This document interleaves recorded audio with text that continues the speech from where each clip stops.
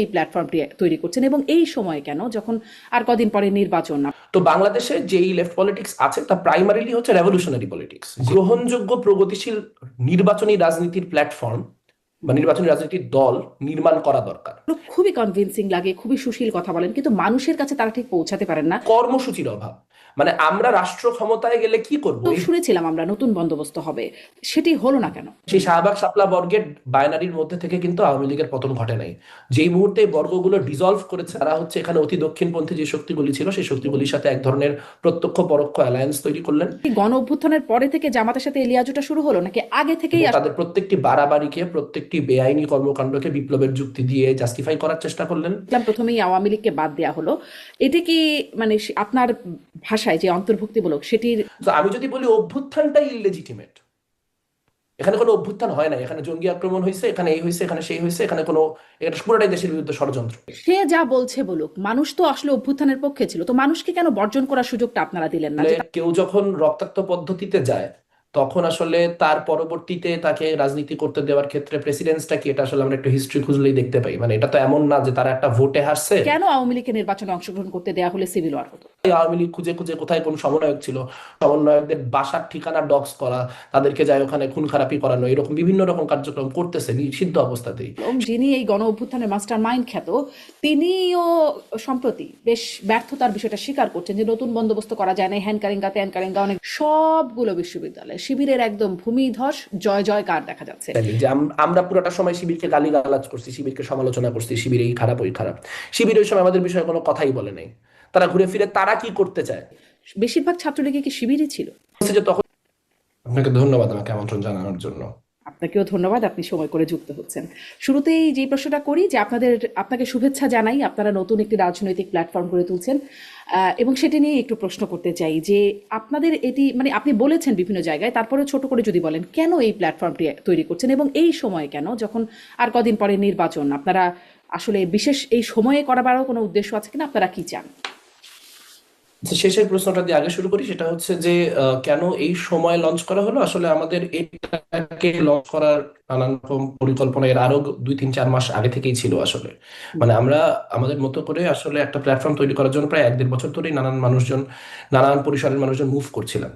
তো সেটা প্রথমে ব্যক্তি উদ্যোগ থেকে শুরু হয়ে তারপরে আস্তে আস্তে আগাতে আগাতে এই পর্যায়ে এসে একটা সামষ্টিক রূপ ধারণ করেছে। তার মধ্যে নানান রকম রাজনৈতিক ঘটনা ঘটেছে, যার কারণে হয়তো এটার যেই কনস্টিটুয়েন্সি হয়েছে তা একটু ভিন্ন হয়েছে বা আরো বেড়েছে। যেমন এনসিপি থেকে কিছু নেতাও পরবর্তীতে আমাদের সাথে মানে এই উদ্যোগের সঙ্গে সংযুক্ত হয়েছেন, সম্পৃক্ত হয়েছেন। তো সেই জায়গা থেকে আসলে এটা এমন না যে এটা আমরা আসলে নির্বাচনের এত আগে মানে এরকম একটা সময় করতে চেয়েছিলাম, আমরা এটা আরো আগে করতে চেয়েছিলাম ইনফ্যাক্ট। মানে এটা আমরা গত মাসে এই লঞ্চিং প্রোগ্রামটা আমরা গত মাসে করবো বলে ভেবেছিলাম, কিন্তু সেটা আসলে লজিস্টিক্যালি বা সবার অন্যান্য কাজকর্ম মিলিয়ে সেভাবে সম্ভব হয়নি দেখেই শেষমেশ এটা এরকম একটা সময় এসেছে।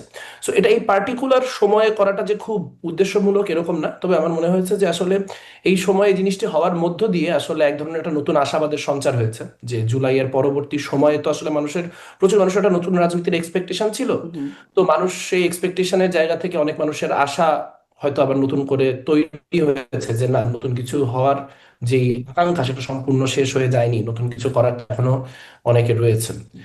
আর এই প্রথমে নতুন আপনি কিছু যেটা করার জিজ্ঞেস করলেন আমি যে একটু হচ্ছে, এটাও একটু জিজ্ঞাসা করি। আচ্ছা, আপনি শেষ করেন।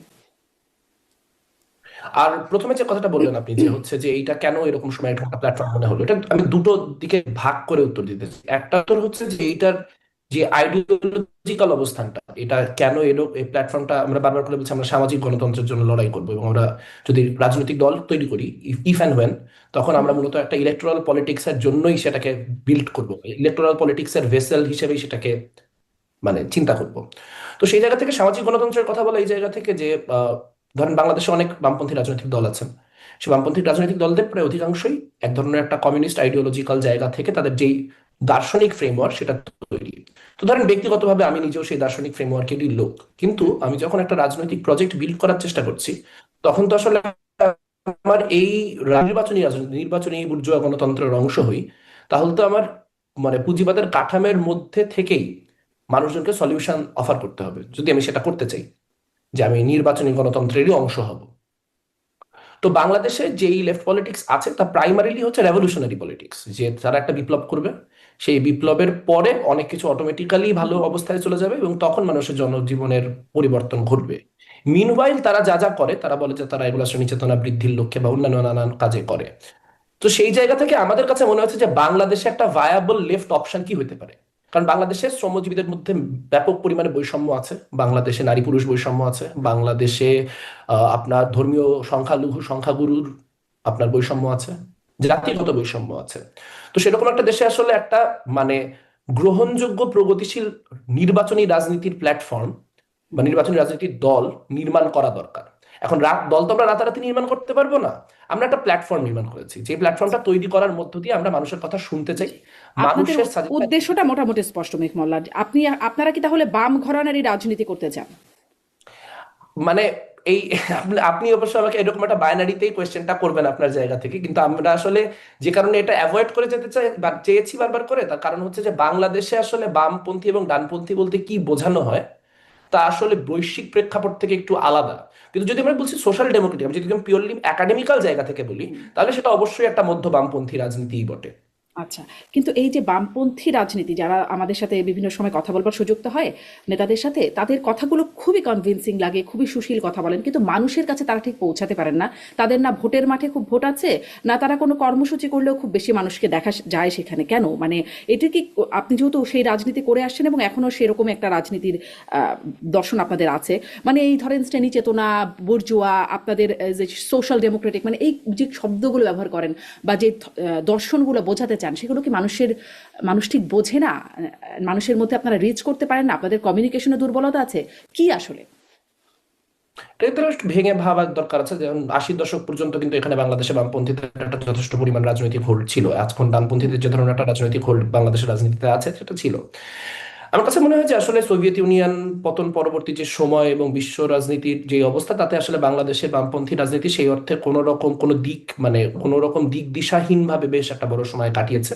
আর তার বাইরে আপনি যেটা বললেন যে দেখেন আসলে দার্শনিক যেই তত্ত্ব, সেগুলো তো আসলে এড়িয়ে যাওয়ারও কোনো বিষয় নেই, কারণ বিপ্লবী হওয়ার বা যে কোনো ধরনের বড় পরিবর্তনকামী হওয়ার একটা প্রধান শর্তই হচ্ছে যে আপনার এগুলো নিয়ে পড়াশোনা চিন্তা ভাবনা করতে থাকতে হবে। তবে আসলে যদি আমি এভাবে করে বলি যে যখন কিনা ধরেন আপনার ভ্লাদিমির লেনিন এপ্রিল থিসিস লিখেছেন, তখন এপ্রিল থিসিস তো আর তিনি কৃষকদের বোঝাতে চাননি বা তিনি শ্রমিক শ্রেণীকে বোঝাতে চাননি। তার যে বলশেভিক পার্টির কর্মসূচি, সেই কর্মসূচিটাকে তিনি এক তিনটা শব্দে নিয়ে আসতে পেরেছিলেন: ব্রেড, পিস অ্যান্ড ল্যান্ড। তো যে শ্রেণী চেতনা বোঝে না, যে হচ্ছে আপনার বুর্জোয়া রাষ্ট্র কাঠামোর কি সাম্রাজ্যবাদ কিভাবে পুঁজিবাদের সর্বোচ্চ স্তরে, এগুলা বোঝে না, সেও কিন্তু ব্রেড বোঝে, পিস বোঝে, ল্যান্ড বোঝে। যে ওই যে মানে মানে আমাদের বাংলাদেশের কমিউনিস্ট পার্টিও বলে যে রুটি রুটি রুটি রুজি ভাত কাজ। তো আমার মনে হয় যে আসলে মুশকিলটা হচ্ছে কর্মসূচির অভাব। মানে আমরা রাষ্ট্র ক্ষমতায় গেলে কি করব, এই বুর্জোয়া গণতন্ত্র অক্ষত অবস্থাতে আমরা যদি ভোটের মধ্যে জিতে যাইতে পারি, তাহলে আমরা জনগণকে কি করব, জনগণকে কি দিব, সলিউশনটা কি? এই যে কর্মসূচি, আমার কাছে মনে হয় এখানে কর্মসূচির একটা ল্যাকিং আছে, আমি যদি বাংলাদেশের বামপন্থী রাজনীতির ক্ষেত্রে বলি। এবং কর্মসূচির যে ল্যাকিংটা না, এটা ইনসিডেন্টাল না, এটা কাঠামোগত কারণেই হবে।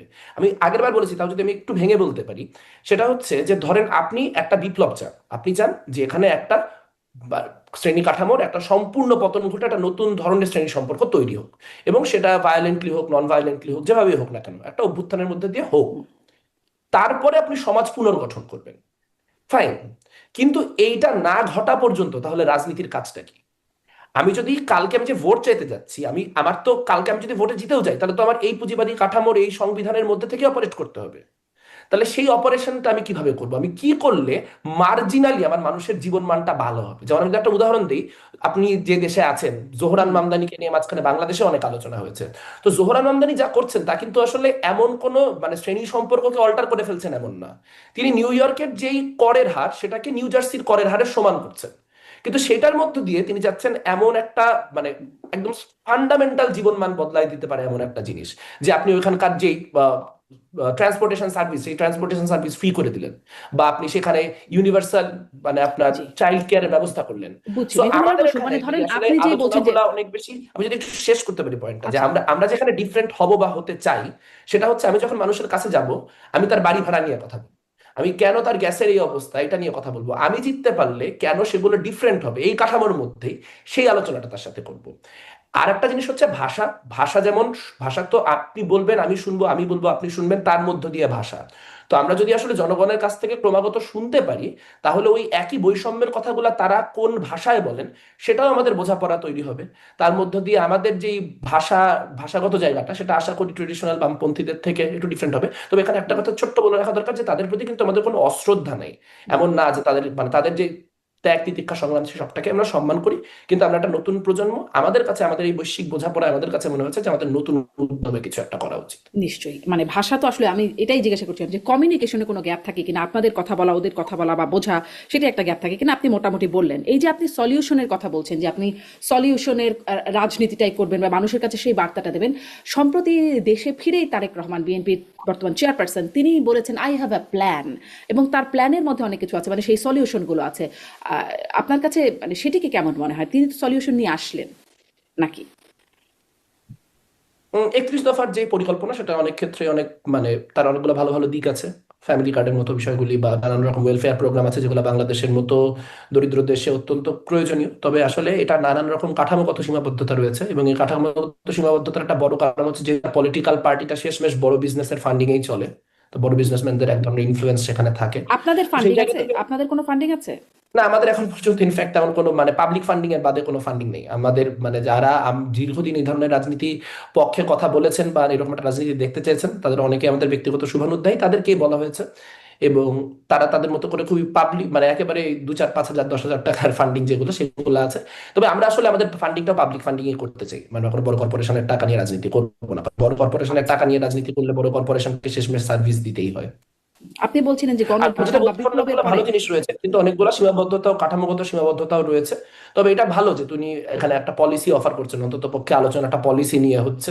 না হলে আসলে মানে শুধুমাত্র ওই রকম বড় বড় কথাগুলো আর কি, যে আমরা আসলে দেশে ইসলাম প্রতিষ্ঠা হবে বা অমুক প্রতিষ্ঠা হবে, এইটা আসলে রাজনীতির ভাষা হলে তখন রাজনীতি ওই ঘুরে ফিরে কাদা পাখিগুলোর মধ্যে যাই পড়বে। এটা ভালো যে উনি একটা পলিসির একটা গোটা পলিসি প্ল্যাটফর্ম দিয়েছেন। তবে এটাও জনক যে পলিসি আলোচনা হচ্ছে না, আলোচনা ঘুরে ফিরে ওই ব্যক্তি কেন্দ্রিক কাল্ট এবং সেই জিনিসপত্র নিয়েই হচ্ছে। একটা পলিসি প্ল্যাটফর্মে আপনি ইতিবাচক দেখছেন, কিন্তু আমরা তো শুনেছিলাম আপনি বলছেন গণ অভ্যুত্থান বা বিপ্লবের পরে সবকিছু একটা নতুন ভাবে করার সুযোগ থাকে। একটু আগেও যে কথাগুলো যদি সামারি করি, কিন্তু এই যে একটা অভ্যুত্থান হয়ে গেল, তারপরে তো শুনেছিলাম আমরা নতুন বন্দোবস্ত হবে, সেটি হলো না কেন? কারণ আসলে নতুন বন্দোবস্ত করার কোন রকম প্রকল্প তো ছিল না। নতুন বন্দোবস্ত মানে তো শুধুমাত্র আওয়ামী লীগ না, নতুন বন্দোবস্ত মানে, sorry, নতুন বন্দোবস্ত বলছি, পুরাতন বন্দোবস্ত মানে তো শুধু আওয়ামী লীগ না, পুরাতন বন্দোবস্ত মানে আওয়ামী লীগ, পুরাতন বন্দোবস্ত মানে বিএনপি, পুরাতন বন্দোবস্ত মানে জামাত, সবটাই পুরাতন বন্দোবস্তের অংশ, যারা পূর্ববর্তী সময় নানানভাবে ক্ষমতার স্টেক হোল্ডার ছিলেন। কিন্তু মুশকিলটা হচ্ছে যে আসলে যখন আপনি অভ্যুত্থানটা হলো, অভ্যুত্থানের পরে যারা অভ্যুত্থানের নেতৃত্ব স্থানীয় ছিলেন, তাদের হাতে একটা বড় দায়িত্ব ছিল যে তারা আসলে বাংলাদেশটাকে কিভাবে একটা অন্তর্ভুক্তিমূলক জায়গায় রাখতে পারবেন। যে আমি যদি একদম স্ট্রেট ফরওয়ার্ড ভাবে বলি, যে 5ই আগস্টের আগে এখানে ধরেন পুরানো যে সামাজিক বর্গগুলা ধরা হতো, যে শাহবাগ একটা বর্গ, শাপলা একটা বর্গ, সেই শাহবাগ শাপলা বর্গের বাইনারির মধ্যে থেকে কিন্তু আওয়ামী লীগের পতন ঘটে নাই। যেই মুহূর্তে এই বর্গগুলো ডিজলভ করেছে, যেই মুহূর্তে এই এই ধরনের মেরুকরণের মধ্যে আর সমাজ থাকে না, একটা নতুন ধরনের মেরুকরণ তৈরি হয়েছিল আওয়ামী লীগের বিরুদ্ধে, একদম অন্তত শেষ কয়েক মাস বা অন্তত পক্ষে বলতে পারে অভ্যুত্থানের সময়টা, সেইটার ফলশ্রুতিতে এখানে একটা বড়, মানে স্বৈরতান্ত্রিক শক্তিকে অপসারণ করা গিয়েছে, যেটা জগদ্দল পাথরের মতো দীর্ঘদিন চেপে বসেছিল। তো তার পরবর্তীতে যাদেরকে আমরা নেতা মানলাম, তাদের একটা বড় কাজ ছিল যে এই পুরানো সামাজিক যেই লড়াইগুলো, সেই লড়াইগুলো যেন ফিরে না আসে নিশ্চিত করা।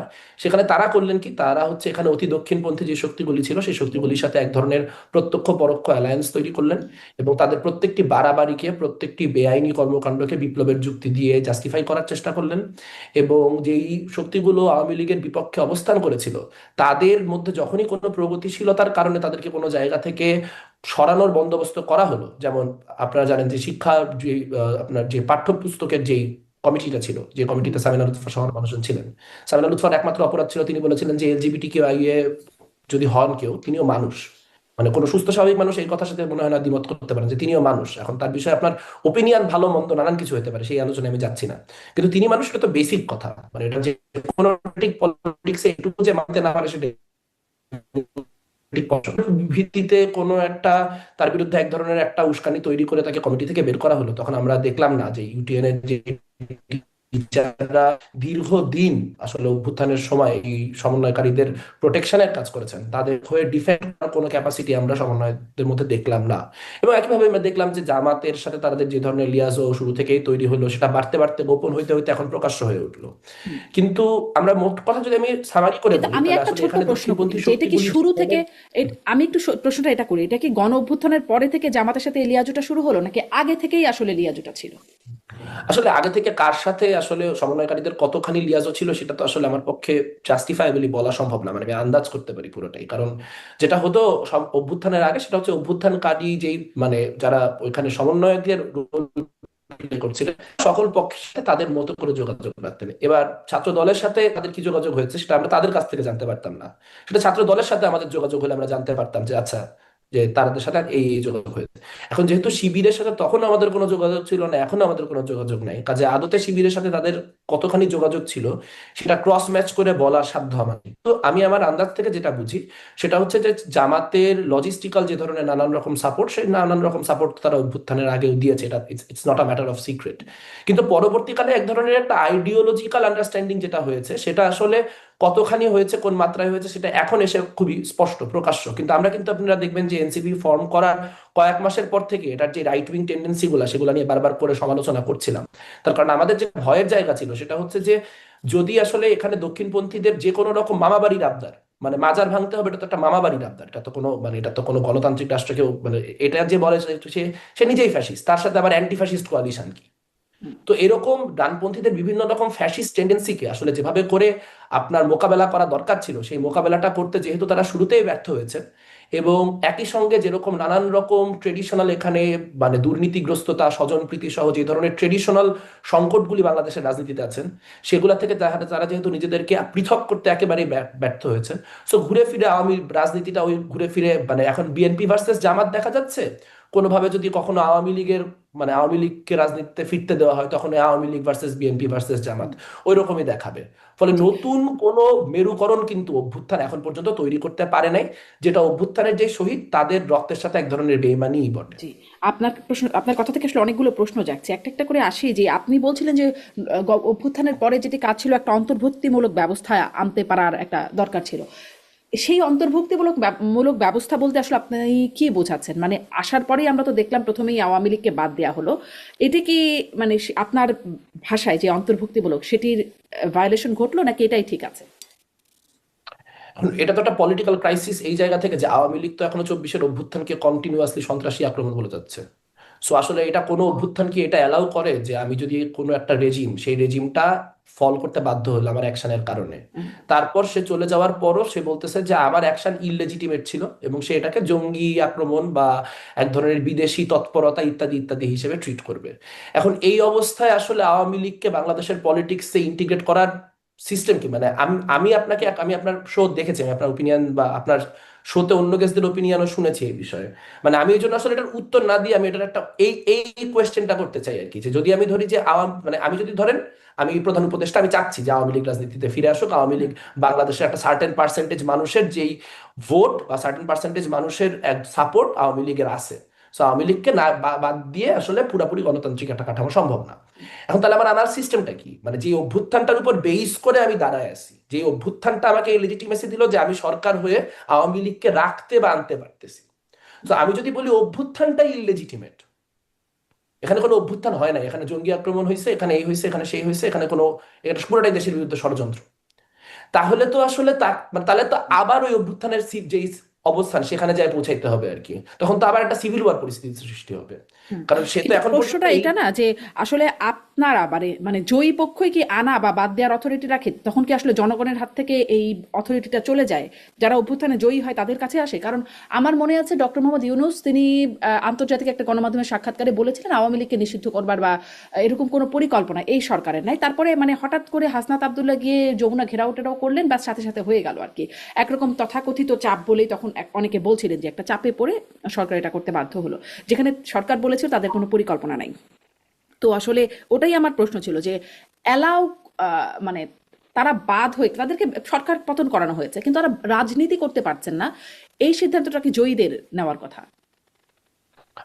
এখন আনফরচুনেটলি বা ফরচুনেটলি আসলে যে কোনো একটা অভ্যুত্থান বা বিপ্লব বা যাই বলেন না কেন, সেখানে যখন আসলে কেউ যখন রক্তাক্ত পদ্ধতিতে যায়, তখন আসলে তার পরবর্তীতে তাকে রাজনীতি করতে দেওয়ার ক্ষেত্রে প্রেসিডেন্সটা কি, এটা আসলে আমরা একটু হিস্ট্রি খুঁজলেই দেখতে পাই। মানে এটা তো এমন না যে তারা একটা ভোটে হারছে, এখন আগে তারা সরকার দল ছিল, এখন তারা বিরোধী দলের চেয়ারে যায় বসবে। সো বিষয়টা একটা বাইনারি তো এখানে হয়েছে। যদি যদি আমি বলি যে আওয়ামী লীগ রাজনীতি করতে পারে, আওয়ামী লীগ কি রাজনীতি করে আওয়ামী লীগকে এসে বলবে যে হচ্ছে যে না ঠিক আছে, তাহলে আমরা অভ্যুত্থানের যারা ছিল অভ্যুত্থানের পুরো ঘটনাটা আসলে আমরা মেনে নিছি, আমাদেরও নানান সীমাবদ্ধতা ছিল, অভ্যুত্থানের রেজাল্ট মাইনে নিয়েই আমরা হচ্ছে রাজনীতি করতেছি। মানে এইটার যে কোনো একটা কোনো রকম একটা সমঝোতায় আসতে হলে আগে তো যেই পক্ষটা পরাজিত হইলো সে তো এখনো পরাজয়ই স্বীকার করে না। আপনি যে বলতেছেন বিজয়ী পক্ষ এটা করতেছে ওইটা করতেছে, সে তো মনে করতেছে যে সে এখন ওই ওয়ার্ডটাই চলতেছে, যে অভ্যুত্থান হয়েছে, অভ্যুত্থানের পরে তারা দিল্লি গেছে, এখনো তাদের লোকজন আছে, তারা ইউনূসকে অবৈধ বলে সরায়, তারা তারা তো কি বলছে যে নৌকায় ভোট না হলে তারা ভোট দিতে যাবে না, মানে তাদের ভোটারদেরকেও তারা বলছে। সো তাদের আলটিমেট গোলটা কি, যে সামহাউ এখানে আবার একটা কোনো কাউন্টার কিছু ঘটানো, যেটার মধ্য দিয়ে অভ্যুত্থানটা ইললেজিটিমেট হয়ে যায়। এখন যে অভ্যুত্থান করছে তার এই সরকারের প্রতি যদি 1 কোটি রাগও থাকে, তাও তো এইটা তো একটা কমন জায়গা আমাদের, যে অভ্যুত্থানটা যেহেতু হয়েছে, কাজে অভ্যুত্থানটাকে স্বীকৃতি আওয়ামী লীগও যদি রাজনীতি আচ্ছা, করতে মানে চায়, আমার কাছে আওয়ামী এখানে লীগকে বেসিক অভ্যুত্থানটাকে প্রশ্ন হচ্ছে, স্বীকৃতি দিয়ে করতে হবে। সে যা বলছে বলুক, মানুষ তো আসলে অভ্যুত্থানের পক্ষে ছিল, তো মানুষকে কেন বর্জন করার সুযোগটা আপনারা দিলেন না, যে তাদেরকে মানুষ বর্জন করুক? কেন মানে জয়ীরা এসে সিদ্ধান্ত নিয়ে নিতে হয় যে তাকে রাজনীতি করার অধিকার তারটা আমরা নিয়ে নেব, সে আর করতে পারবে না? মানে না, মানুষের উপর কি এই প্রথম কথা বিশ্বাসটা হচ্ছে যে নাই যে আমি, মানুষকে দিলে মানে মানুষে আপনি যে তাদের বর্জন জায়গায় করবে? আমিও সেই জায়গায় এক সেন্সে, যে এখানে তো আসলে গভর্নমেন্টের পলিসি কি হয় তার উপর তো আমার কোনো নিয়ন্ত্রণ নাই, কিন্তু কথাটা সেটা হচ্ছে যে আপনার যেই আইনগুলি ব্যবহার করা হয়েছে অনেক ক্ষেত্রে, যেমন ছাত্রলীগকে নিষিদ্ধ করার জন্য যে আইন ব্যবহার করা হয়েছে, এই আইন শেখ হাসিনার নিজের বানানো আইন, 2009 সালের আইন, আপনার সন্ত্রাস দমন আইন বা এরকম এরকম নামে একটা আইন আছে। সন্ত্রাস তো বিরোধী। সেই ধরনের আইন, যেই ধরনের আইনগুলি ব্যবহার করে আওয়ামী লীগকে নিষিদ্ধ করা হয়েছে, সেটা আসলে খুবই মানে দুশ্চিন্তাজনক এই জায়গা থেকে, যেটা মানবাধিকারের ভায়োলেশনের ক্ষেত্রে প্রচন্ড পরিমাণ আইনকে ব্যবহার করা যায়। এবং আমরা ডেভিল হান্ট সহ আরো নানান ক্ষেত্রে দেখতে পাইছি যে অধিকারের নানান রকম লঙ্ঘন হয়েছে। ইভেন আমরা দেখতে পাই যে জেলখানায় গত 1 বছর সোয়া বছরে প্রায় 150-র মতো মানুষ জেল কাস্টডিতে মারা গেছে, যেটা খুবই অ্যালার্মিং। কারণ আমরা নিজেরা মোশতাকের মৃত্যুর পরে শেখ হাসিনার আমলে বড় আন্দোলন করছি, এবং মানে শেখ হাসিনার বিরুদ্ধে আমাদের বড় একটা অভিযোগ ছিল যে মানে প্রিজনারদের কিভাবে ট্রিট করা হচ্ছে, এবং রাজনৈতিক বিরোধীদেরকে প্রিজনার হিসেবে ট্রিট করা হচ্ছে কিনা। তো সেই জায়গা থেকে আসলে এটার যে প্রসিজারাল জায়গাগুলো আছে, যে কি কি আইনে এটাকে নিষিদ্ধ করা হলো এবং কিভাবে করা হলো, সেইটা নিয়ে তো আসলে সমালোচনা আমাদেরও আছে। কিন্তু আসলে আমরা মানে আমি গড়পড়তা এরকম বলতে পারি না যে আসলে আওয়ামী লীগকে আসলে নির্বাচন করতে দিয়ে দেওয়া উচিত ছিল। আওয়ামী লীগকে নির্বাচন করতে দিলে এখানে নির্বাচন হতো না, এখানে একটা সিভিল ওয়ার হতো। এটা এটা আসলে বাংলাদেশের রাজনীতি সম্পর্কে যাদের ধারণা আছে তাদের এটা এই ব্যাপারে মানে ক্ল্যারিটি থাকার কথা, যে এখন আওয়ামী লীগ যদি নির্বাচন করতে দিই, যে হচ্ছে বাংলাদেশের দেশের পরিস্থিতি আগের থেকে আরো স্থিতিশীল হচ্ছে। যে কারণ আমি অন্তর্ভুক্তি চাই, কেন অন্তর্ভুক্তি চাই? স্থিতিশীলতার প্রয়োজনে। অন্তত যদি আচ্ছা, সবগুলা কেন পক্ষকে আমি আওয়ামী থাকতে লীগকে দেই, মানে আমি একটু তাহলে এক ধরনের একটা আমি একটু আর্গুমেন্টের সাথেই জিজ্ঞাসা করছি, কেন আওয়ামী লীগকে নির্বাচনে অংশগ্রহণ করতে দেওয়া হলে সিভিল ওয়ার হতো? আওয়ামী লীগকে নির্বাচনে অংশগ্রহণ করতে দিলে তার নির্বাচনের মোড় থাকতো না। কারণ আওয়ামী লীগকে আপনি আপনি আওয়ামী লীগ নিষিদ্ধ অবস্থায় আওয়ামী লীগ খুঁজে খুঁজে কোথায় কোন সমন্বয়ক ছিল, সমন্বয়কদের বাসার ঠিকানা ডক্স করা, তাদেরকে যায় ওখানে খুন খারাপি করানো, এরকম বিভিন্ন রকম কার্যক্রম করতেছে নিষিদ্ধ অবস্থাতেই। সে লেজিটিমেসি পাওয়ার পরে প্রথমত যে কাজটা করতো সেটা হচ্ছে চোখের যত প্রতীক এবং 24 কেন্দ্রিক যত কিছু, তার বিরুদ্ধে এক ধরনের ওয়ার ঘোষণা করতো। তো তখন হওয়ার পরে তখন আপনার ওই বেসিকলি ওই আপনি মানে আপনার মানে আগস্ট 5-এর আগের যে 10-15-20 দিনের সিচুয়েশন, সেই সিচুয়েশনে আমাদের ফিরতে হতো। এই মুহূর্তে তাদের কোনো আচ্ছা, লেজিটিমেসি নাই তাহলে দেখে কি তারা অনেক কাজ আওয়ামী করতে লীগের পারে না। এত শক্তি, মানে এখন তো প্রশাসন আর আওয়ামী লীগের হাতে না, যেটা আগে ছিল, অভ্যুত্থানের আগে যেটা ছিল, সবকিছু প্রশাসন থেকে সবকিছু আওয়ামী লীগের মানে নিয়ন্ত্রণে ছিল, এখন তো ঠিক সেরকম না। তারপরেও আওয়ামী লীগের শুধুমাত্র আওয়ামী লীগের এত শক্তি যে ধরেন প্রশাসন, আদালত আছে, সরকার আছে, এই দলগুলো এখন আপনারা এত সক্রিয় আছেন, তারপরেও আওয়ামী লীগ এসে সবকিছু তাদের কন্ট্রোলে নিয়ে নিত। না, কন্ট্রোলে নিয়ে নেবে তো বলি নাই, কিন্তু তাহলে তো আর একটা যুদ্ধ পরিস্থিতি তৈরি হবে। মানে আপনি মানে আমি বলতেছি কন্ট্রোলে নিয়ে নেওয়া তো সেটার পরিণতি যদি যে সফল হয়। কিন্তু আমি বলতেছি যে সে লেজিটিমেট হওয়ার সাথে সাথে যে পলিটিক্সটা শুরু হবে সেটা আবার ওই যুদ্ধাবস্থার রাজনীতিতেই ফিরে যাবে। এখন আওয়ামী লীগের শক্তি তো আছে, কিন্তু আওয়ামী লীগের শক্তি আছে, যেমন ধরেন হিজবুত তাহরিরের অনেক শক্তি আছে। বা মানে কিন্তু সেই শক্তিটা মানে সেটাকে যাতে মানে এভাবে ফ্রেম না করি যে আসলে এইটা মানে পিপলস ম্যান্ডেট, বা সেই জায়গা থেকে তাদের অনেক শক্তি। তাদের শক্তিমত্তার একটা বড় জায়গা হচ্ছে দেশের অনেক মানুষ ওরিয়েন্টেড হয়ে গেছে। একটা সময় আওয়ামী লীগ আসতেছে, আওয়ামী লীগ মাঠে নামতেছে, এইটা বলার সাথে সাথে লাখ লাখ লোক রাস্তায় নেমে পড়তে প্রস্তুত ছিল। কিন্তু ওই মানে বারবার রাখাল বালকের গল্প শোনাইতে শোনাইতে ঠিক আওয়ামী লীগের আমলে জামাত নিয়ে যাওয়া হয়েছিল, যে বারবার রাখাল আপনার কি বলে বাঘের গল্প শোনাইতে শোনাইতে যে নেকড়ে পড়লো, হুম। ওই রাখাল বালকের নেকড়ে আসতেছে করতে করতে এখন এমন একটা অবস্থা হয়েছে যে যদি নেকড়ে আসে আদৌ মানুষজনের ওই এনার্জি আছে কিনা মানুষ আর জানে না। কারণ এতবার নেকড়ের কথা বলা হয়েছে যে নেকড়ে আসতেছে, মানুষজন বারবার করে সেটাতে এনার্জি ইনভেস্ট করতে করতে, এবং যেহেতু আসলে সত্যি কথা বলতে কি যে ইন্টারিম গভর্নমেন্ট আওয়ামী লীগের থেকে খুব বেটার কোনো কিছু করে নাই মানুষের জন্য। So মানুষের এই ইন্টারিম গভর্নমেন্টকে আওয়ামী লীগের এগেনস্টে ডিফেন্ড ইনসেন্টিভ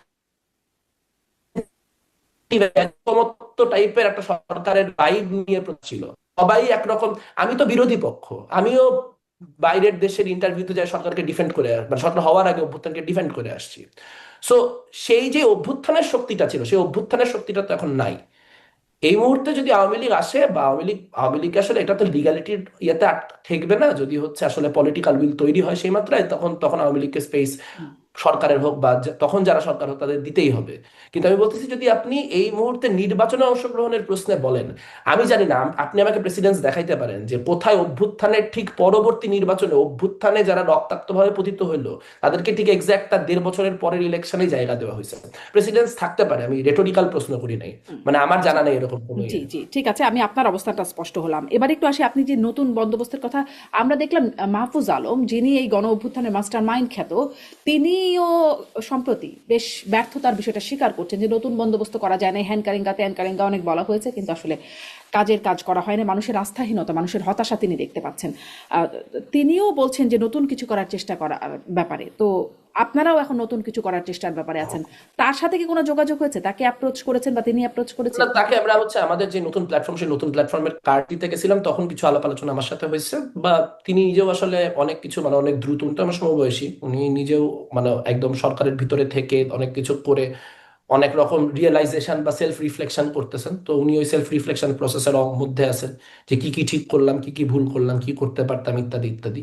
সো সেই সেলফ রিফ্লেকশনের জায়গা থেকে উনি হয়তো উনার মতো করে সামনের দিনে উনার যেই মানে উনার যেই নিজস্ব কানেকশনস বা নেটওয়ার্ক বা যেসব মানুষজন উনার ইনফ্লুয়েন্স আছে, উনি তো একজন নেতাও হয়েছেন গত 1 বছরে, যে প্রচুর মানুষজন উনার কথা শোনেন বা উনার অনুযায়ী কাজ করতে চান। তো তাদেরকে নিয়ে নিশ্চয়ই তিনি সামনের দিনে কোনো কিছু করবেন, তিনি কোনো কিছু করলে তার জন্য অবশ্যই শুভ শুভ কামনা। কিন্তু মানে উনি উনার জায়গা থেকে এগুলি করছেন আর কি, মানে আমাদের সাথে এটার কোনো অ্যাজ সাচ কোনো কানেকশন নাই বা কোনো আচ্ছা, ধরনের স্পষ্ট। আন্ডারস্ট্যান্ডিং যে আছে এমনও না জি, বিষয়। স্পষ্ট। এই যে নতুন বন্দোবস্তের কথা অভ্যুত্থানের পরপর আমরা, সামনের দিকে হ্যাঁ। মেঘমালার একটু কানেকশনের Sorry, সমস্যা হচ্ছে, হ্যাঁ, ফলে আপনার মানে ছবিটাও ফ্রিজ হয়ে হ্যাঁ গেছে। হ্যাঁ আমি শুনতে পাচ্ছি, আপনি শুনতে পাচ্ছেন? আপনার ছবিও ফ্রিজ দেখাচ্ছিল আর কি। আচ্ছা, হ্যাঁ আচ্ছা, আমি আচ্ছা, এখন শুনতে পাচ্ছি। আপনি শুনতে পাচ্ছেন? আচ্ছা, আমরা কন্টিনিউ করি। হ্যাঁ, এখন আবার আপনাকে পাচ্ছি যে যেটি নতুন বন্দোবস্ত, যেটি অভ্যুত্থানের পরপর খুবই পপুলার। আপনারও একটা ইন্টারভিউয়ের মধ্যে আমি শুনছিলাম মেঘমালা, যে আপনি বলছেন যে আহ, নতুন বন্দোবস্ত খুবই পপুলার কিন্তু পুরনো বন্দোবস্তটা কনভেনিয়েন্ট, ফলে মোটামুটি বুঝলাম যেটি যে কনভেনিয়েন্ট পথেই সবাই বেছে নিচ্ছে। আহ, আপনারা বলছেন সেই নতুন বন্দোবস্তের সেই ধারণাটা ফেল করেছে, যেটা মানে মাহফুজ আলমও বলছিলেন বলে আমি জিজ্ঞাসা করছিলাম। তো এখন আপনি বলছেন যে সত্যিকারের নতুন বন্দোবস্তের দিকে হাঁটতে হবে বা যেতে হবে, সেটি আপনি বলছিলেন। এই যে ধরেন আগে শুনলাম নতুন বন্দোবস্ত, এখন শুনছি সত্যিকারের নতুন বন্দোবস্ত, এরপরে যদি কেউ আরো এসে বলতে চায় সে কি বলবে তখন? মানে নতুন বন্দোবস্ত মানে ধরেন কি কসম নতুন বন্দোবস্ত বা একদম দিব্যি নতুন বন্দোবস্ত, এরকম কিছু বলবে? না, এখানে মুশকিলটা হচ্ছে কি আমরা কিন্তু নতুন বন্দোবস্ত শব্দটাই বলুন বা বাংলাদেশ পন্থাই বলুন, এই শব্দগুলো কিন্তু আমরা ব্যবহার করছি না আমাদের প্ল্যাটফর্ম থেকে। এটা হচ্ছে যে বারবার মানে মিডিয়া এই লেক্সিকনে এত অভ্যস্ত হয়ে গেছে যে মিডিয়া বারবার করে এই ফ্রেমে আমাদেরকে প্রশ্নটা করে। মানে আপনি যদি এই ইন্টারভিউতে নতুন বন্দোবস্ত শব্দটা ইন্ট্রোডিউস না করতেন, আমার আলোচনায় একবারও নতুন বন্দোবস্ত শব্দটা আসতো না। কারণ এই কথাটা হচ্ছে ধরেন মানে এটা মানে নতুন বন্দোবস্ত বলার কিছু নাই আর কি। একটা বন্দোবস্ত নতুন হলে বা কেউ নতুন কিছু অফার করলে এটা মানুষ নিজে থেকেই বুঝে যে আচ্ছা এটা নতুন, এই কথাটা আগে কেউ বলে না, এই কথাটা নতুন ভাবে কেউ বলতেছে, বা এটা আসলে রাষ্ট্র এতদিন যেভাবে চলছে তার থেকে আলাদা কিছু। কিন্তু আসলে নতুন বন্দোবস্ত কথাটা একটু ফাঁকা শব্দ, কারণ ধরেন আমি যদি বাংলাদেশের ব্যবস্থা থেকে আপনার কিউবার ব্যবস্থার দিকে যাই সেটাও একটা নতুন বন্দোবস্ত, আবার আমি যদি বাংলাদেশের ব্যবস্থা থেকে আপনার সাউথ কোরিয়ার ব্যবস্থার দিকে যাই সেটাও একটা নতুন বন্দোবস্ত, আবার যদি আফগানিস্তানের ব্যবস্থার দিকে যাই সেটাও একটা নতুন বন্দোবস্ত। তো এখন ধরেন যিনি আফগানিস্তানের আলাদা চাওয়ার আকাঙ্ক্ষাটাকে নতুন বন্দোবস্ত হিসেবে ফ্রেম করতেছেন। এর ফলে এই শব্দটা নিয়ে এক ধরনের একটা প্রচন্ড ধোঁয়াশা, একটা অস্পষ্টতা, এক ধরনের একটা ভীতি জনমনে তৈরি হয়েছে। তো সেই জায়গা থেকে আসলে নতুন বন্দোবস্ত নিয়ে আলাদা করে কথা বলার তো কোনো কিছু নাই, যে বাংলাদেশের যেই মানে আইন কাঠামো, এখানকার যেই রাষ্ট্র কাঠামো, সেই রাষ্ট্র কাঠামো একটা কলোনিয়াল কাঠামোর দ্বারা প্রভাবিত, এবং সেই কলোনিয়াল কাঠামো থেকে আমরা কখনোই সেভাবে বের হতে পারিনি। আমাদের যে রাজনৈতিক অভিমুখ সেটা সেই কলোনিয়াল কাঠামোগুলোকে ভাঙার দিকে এবং একটা সাম্যমূলক সমাজ তৈরির দিকে একটা আকাঙ্ক্ষা, সেই আকাঙ্ক্ষাকে আচ্ছা। রিফ্লেক্ট করবে। এবং সেটা ধরেন সেটা শুধুমাত্র সংখ্যা ধর্মীয় পরিচয়ে সংখ্যাগরিষ্ঠ মানুষের জন্য তৈরি হওয়া একটা বাংলাদেশ না, সেটা ইমান আকিদাগত জায়গা থেকে যারা যারাই সংখ্যালঘু আছেন, সংখ্যালঘু বলতে আমি শুধু হিন্দু বৌদ্ধ খ্রিস্টান বোঝাচ্ছি না, ধরেন বাংলাদেশে একটা ম্যাসিভ পরিমাণ তরিকতপন্থী জনগণ আছেন, তারাও কিন্তু শেষ বিচারে সংখ্যালঘু। বা জাতিগত যারা সংখ্যালঘু, আপনার আদিবাসী, বা যারা হয়তো সংখ্যায় সমান কিন্তু ক্ষমতার প্রশ্নে প্রান্তিক, যেমন নারী, এরকম সকল প্রান্তিকতার যে মানুষ, তাদেরকে আসলে কোনোভাবে একটা কমন রাজনৈতিক লক্ষ্যের দিকে নিয়ে যেতে হবে। তা না হলে আসলে আমরা ঘুরে ফিরে এই বিভিন্ন রকম সামাজিক বর্গগত যে লড়াই, সে এই লড়াইয়ের যে ভিত্তি আপনি ঘুরপাক বলছিলেন খাবো। যেটি একটা ফাঁকা টার্ম, নতুন বন্দোবস্তটা বা এটা অনেক কিছুই আর কি নতুন বন্দোবস্ত হতে পারে। তো শুরু থেকেই ধরেন নতুন বন্দোবস্তের কথা যখন বলা হয়েছে তখন কি আসলে সেটি শুধু আওয়ামী লীগের বন্দোবস্ত বাতিল করে নতুন কিছু, মানে এই বন্দোবস্ত আসছে সেরকম কিছু প্ল্যান ছিল? মানে এটাও একটু বুঝতে ইচ্ছে করে যে নতুন বন্দোবস্ত যখন কথাটা শুনেছি আমরা বারবার, তখন আসলে কি এনসিপির বা এনসিপি নেতা যারা আছেন সেই সময় থেকে যারা আছেন বা অভ্যুত্থান নেতারা, তাদের কাছে একরকম বন্দোবস্ত, নতুন বন্দোবস্ত, বা ডক্টর ইউনুসের কাছে একরকম বন্দোবস্ত, জামাত ইসলামের কাছে একরকম নতুন বন্দোবস্ত, মানে সবার কাছে কি আলাদা আলাদা সংজ্ঞা ছিল, নাকি একটা কোনো টার্ম ছিল যে এটা আসলে নতুন বন্দোবস্ত হবে? কোনো সিস্টেম বা কোনো ফ্রেমওয়ার্ক কি না, ছিল?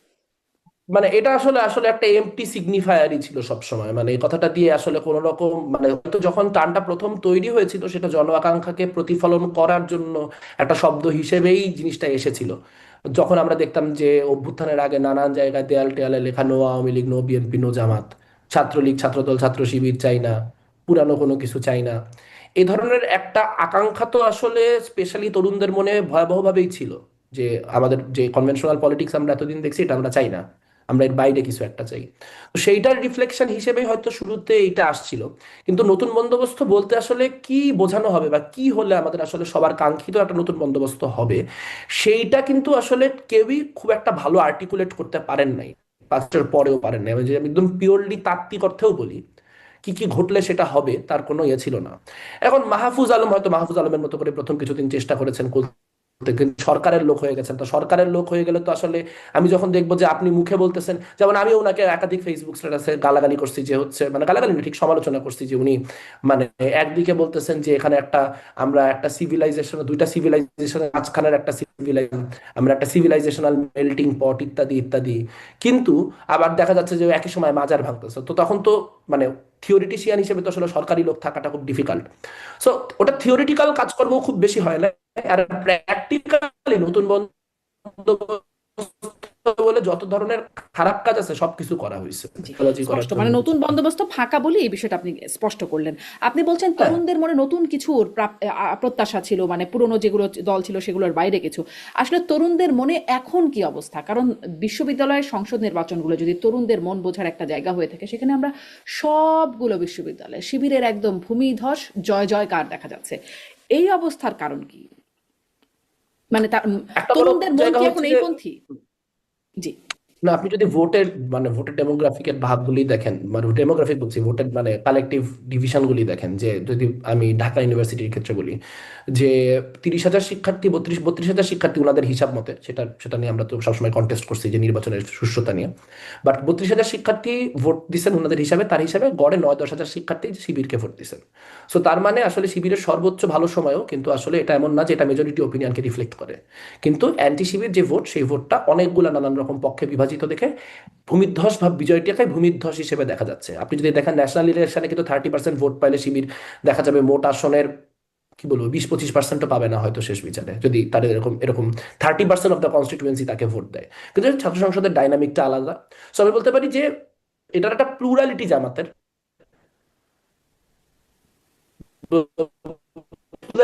প্লুরালিটি শিবির পেয়েছে, কিন্তু সেই পাওয়াটা কি কি ইন্ডিকেট করে, একটা ইন্ডিকেট করে হচ্ছে যে অ্যাপলিটিক্যাল সময়ে বিভিন্ন রকম অ্যাপলিটিক্যাল নেটওয়ার্কের মধ্যে পলিটিক্যাল ইনফিল্ট্রেশন খুবই কার্যকর একটা পদ্ধতি।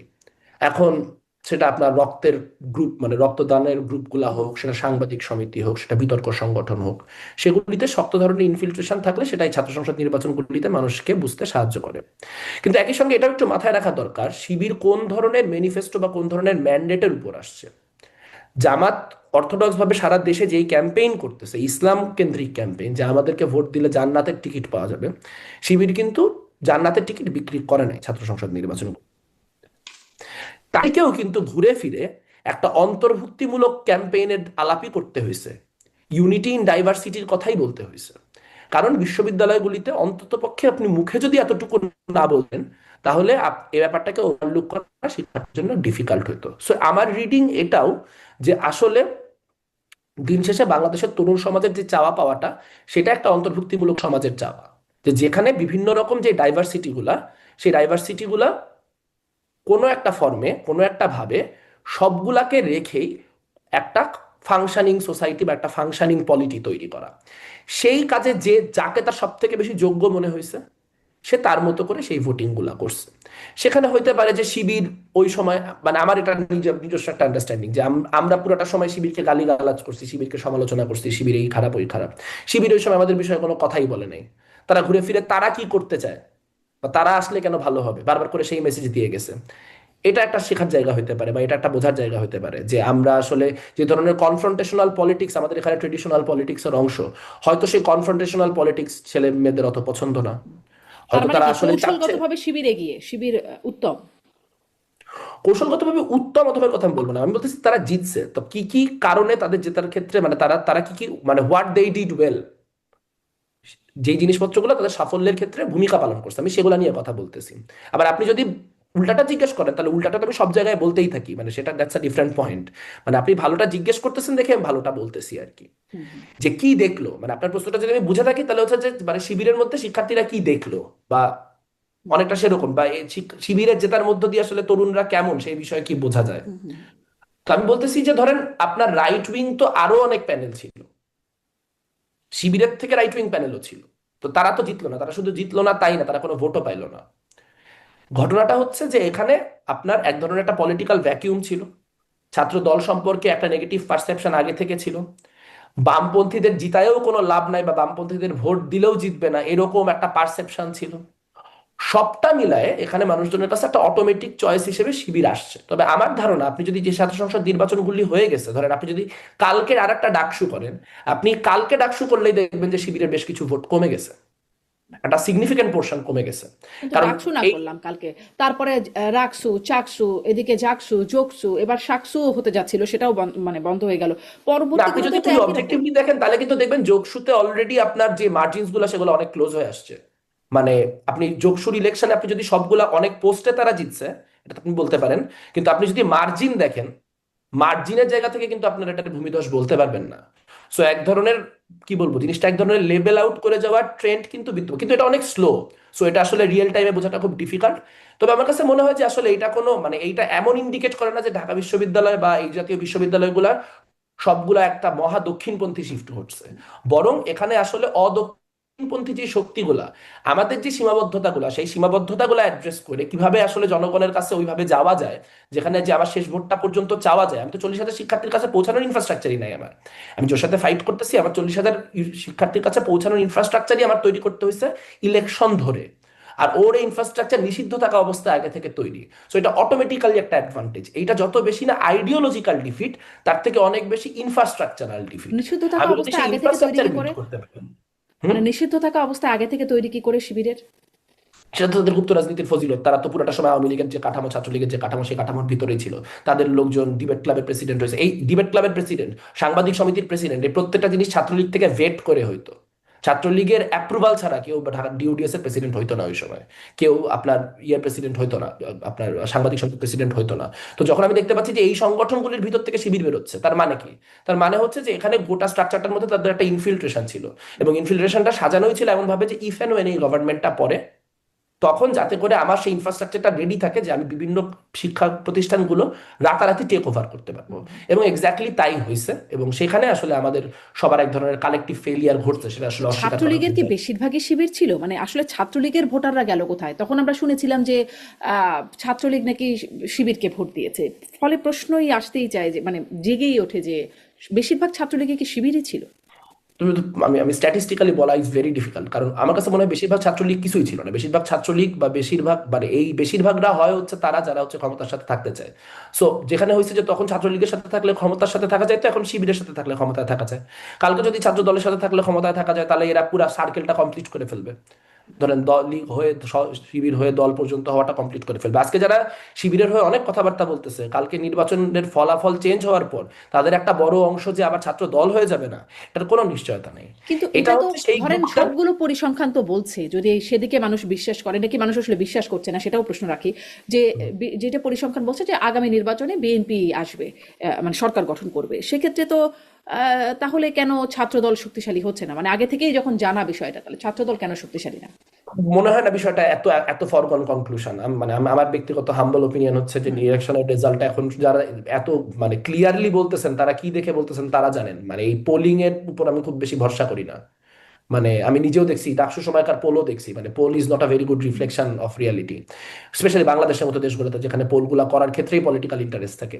কিন্তু যদি আমি বলতেছি যে ইফ অ্যান্ড ওয়েন এখানে একটা ক্ষমতার রদবদল ঘটে, ক্ষমতার রদবদলটা নিশ্চিত হওয়ার সাথে সাথে আপনি দেখবেন প্রচুর মানুষজন আবার জায়গা শিফট করে আবার ক্ষমতার সাথে চলে গেছে। আর গুপ্ততার যে বিষয়টা, এটা তো খুব ক্লিয়ার। মানে এটা হচ্ছে যে ধরেন আপনার এমন লোকজনও ছিল যারা আপনার গেস্ট রুমে আপনার হচ্ছে শিক্ষার্থীদেরকে র্যাগ দিত শিবির বলে। মানে যারা শিবির বলে র্যাগ দেওয়ার জন্য প্রসিদ্ধ ছিল, পরবর্তীতে দেখা গেল তারা নিজেরা ছাত্র শিবির। হুম। এবং তারা এখন এই যে কয়েকদিন আগে ডাকসুর একজন সদস্য, তার কিছু ফেসবুক স্ট্যাটাসের ভিত্তিতে মানুষজন তার অতীত আবার ডিক করা শুরু করছে। হুম। করতে গিয়ে এগুলা বের হয়ে আসছে যে সে ওই একসময় গেস্ট রুমের একজন খুব মানে কি বলবো ত্রাস সঞ্চারকারী একজন নেতা ছিলেন। তো এই যে গোটা কাঠামোটা, এটা ঘটনাচক্রে হয়নি। এমন না যে একজন দুইজন লোক হঠাৎ করে চিন্তা করছে যে আচ্ছা আমি ছাত্র শিবির করি, তাহলে আমি ছাত্রলীগে ঢুকে যাই, আমি ছাত্রলীগে ঢুকে গেলে নিজেকে বাঁচতে পারবো। এই পুরো জিনিসটা একটা কাঠামোগত ভাবে হয়েছে। এবং সেই জন্যই আসলে ছাত্রলীগের ওই সময়কার যে নির্যাতন অত্যাচার, সেগুলোর পিছনে অর্গানাইজেশনাল বা স্ট্রাকচারাল দায় শিবির কেন নিবে না, সেই প্রশ্নটাও খুবই যৌক্তিক একটা রাজনৈতিক প্রশ্ন। কিন্তু একটা রেজাল্ট হচ্ছে যে আসলে কৌশলগুলো রাজনৈতিকভাবে অনুচিত কৌশল হলেও এই কৌশলগুলোকে আপনি আইনিভাবে ঠেকানোর কোনো উপায় নেই। যার ফলে সেটার মানে লাভ যে তারা তুলবে, এইটাও আসলে একরকম মেনে নিয়েই আমাদের আগাইতে হবে। এবং সেটার উপর ভিত্তি করে আমরা সামনের দিনে কিভাবে এই জিনিসটার মোড় ঘুরাইতে পারি, শুধুমাত্র তার বামপন্থীরা না। মানে কি এরকম মানে আসলে, মানে ছাত্রলীগের তো আমাদের চোখে শুধু, মানে যখন ইভেন ক্ষমতায়ও ছিল আওয়ামী লীগ, তখনও ছাত্রলীগে আলোচনায় আসতোই, মানে হচ্ছে ছাত্রলীগের কোনো অপকর্ম নিয়ে আমরা আলোচনা করতাম, কৃতকর্মের ব্যাপারে সবসময় অপকর্ম নিয়েই আলোচনায় আসতো। মানে ছাত্রলীগের এই অপকর্মের দায় কি একটা বড় অংশ ছাত্র শিবিরেরও পড়ে? মানে কত মাত্রায় পরে সেটা তো আসলে ডিবেটেবল, কিন্তু একটা অংশ তো পরেই, কারণ তারা অর্গানাইজেশনালি নিজেদেরকে সব থেকে বড় অ্যান্টি শিবির প্রমাণ করার জন্য শিবির বিরোধী বিভিন্ন রেটরিক উৎপাদন করা এবং শিবিরকে ডিহিউম্যানাইজ করার কাজটা তাদের লোকরা সবচেয়ে বেশি করছে সেই সময়।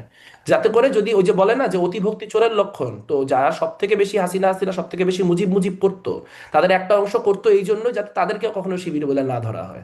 আপনি যদি সারাক্ষণ শিবির বিরোধিতা মুখে মুখে করতে থাকেন, তাহলে যখন আমি শিবির খুঁজতে যাবো তখন আপনার নামটা তো আমার মনে আসবে না। আপনার মনে হবে যে আচ্ছা ও তো শিবিরের বিরোধিতাই করে, তাহলে ও তো আর শিবির হবে না। তো এইরকম করতে করতে আসলে এই ধরনের জিনিসপত্রগুলো তো আসলে তাদের তো দায় থাকে, দায়ের মাত্রা নিয়ে প্রশ্ন উঠতে পারে যে কতটুকু দায়। কিন্তু এক ধরনের সাংগঠনিক বা কাঠামোগত দায় তাদেরও আছে। জি। অনেক সময় এটাও আলোচনায় আসে যে আবরার হত্যাকাণ্ডে যারা জড়িত ছিল তাদের মধ্যেও শিবিরের একটা ইন্ধন ছিল বা সম্পৃক্ততা ছিল, এবং পরবর্তীতে আইনি ব্যাটলেও দেখা গেছে যে মানে জামাতপন্থী আইনজীবী, জামাতের আইনজীবী, এখন তো তিনি ইয়ে করছেন, নির্বাচনী করছেন, শিশির মনির, তিনিও তাদের আইনজীবী ছিলেন।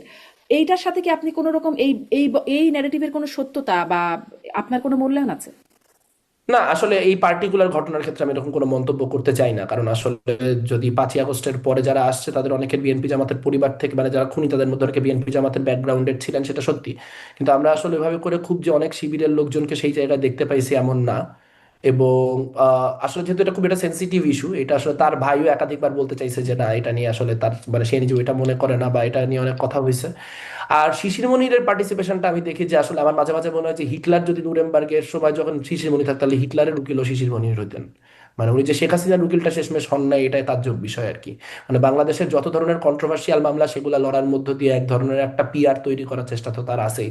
সো আমি ওইটাকে শিশির মনিরের অংশগ্রহণটাকে আইডিওলজিক্যাল হিসেবে দেখি না, ওটা আমি পিওরলি আপনার এক ধরনের একটা ফুটেজ করি বা এক ধরনের একটা পাওয়ারের পক্ষে থাকার যেই কাজ সেটার অংশ হিসেবেই দেখি। জি সো এই পার্টিকুলার ঘটনা নিয়ে আমি এরকম কোনো জি মন্তব্য করবো মেঘমালার না, একটু এরকম যদি ছোট ছোট থেকেও থাকে আমি জানি না।